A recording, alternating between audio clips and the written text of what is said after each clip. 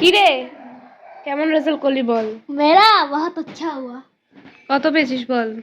भाई बंगाली में 100 में 60 ये छोड़ के, और अंकों में ম্যাথসে তো কম পেয়ে গেছিস। अंकों में मैं 100 में 41, আর বাকিগুলোতে? इंग्लिश में 78, 100 में। ভালো তো। हाँ কি করছো মা তুমি?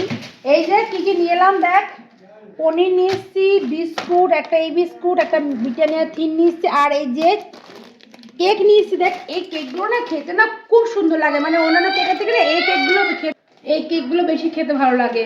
তো বন্ধুরা এই কেক খেতে কারা কারা ভালোবাসে বলো? আমি তো ভালোবাসি, আমার ছেলে মেয়েও এই কেকগুলো খেতেই বেশি ভালোবাসে।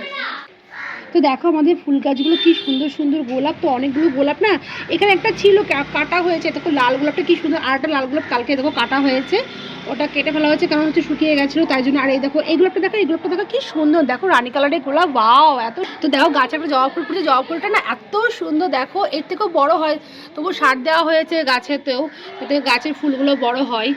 তো দেখো এত সুন্দর না ফুলগুলো, কি বলবো, দেখে একদম মানে মন প্রাণ ভরে যায়। আর গোলাপের না অনেক পাতাও হয়েছে খুব সুন্দর।